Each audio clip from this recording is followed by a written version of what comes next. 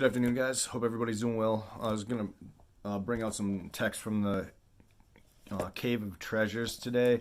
And if you don't know this book, it's basically a lot of information that a guy dug out of a Christian bishop, dug out of like a museum in the UK back in the day. And in this, it tells the story of Adam and Eve, all the patriarchs and stuff like that. But there's a lot of added info later, like that's just so profound. Most Christians would never see this stuff because they probably wouldn't read this book, to be honest.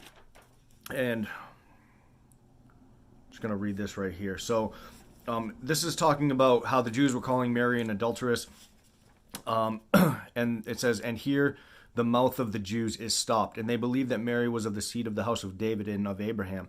Now the Jews have no table of succession, which showeth them the true order of the families of their fathers, because their books, having been burned thrice, once in the days of Antiochus, who raised up a persecution against them and polluted the temple of the Lord and forced them to offer up sacrifices unto idols, which I believe is a story of the Maccabees, 1st and 2nd Maccabees in the Apocrypha. And then also it says, who raised up a persecution against them. The second time, it says there was a second time, but then it's left out. And then the third time is in the days of Herod when Jerusalem was destroyed. So 3 times their genealogies were destroyed. So they don't know.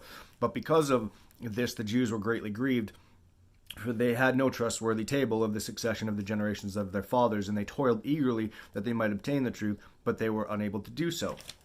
Now the Jews had many writers, and each of them wrote what he pleased, and no two of them agreed in what they wrote, because they could not stand on a foundation of truth.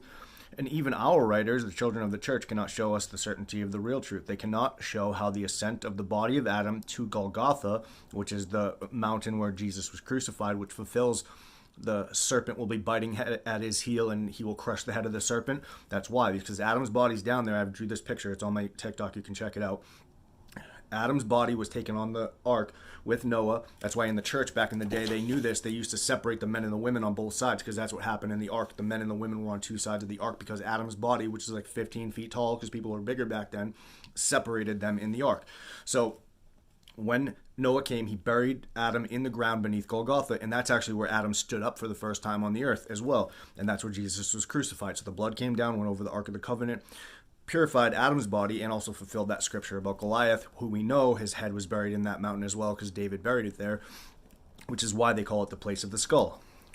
It says, nor whence came the fathers or ancestors of Melchizedek and the fathers of the blessed woman Mary. And the children of Israel, being urged by the church and being unable to ascertain the truth, waxed reckless. Part 2.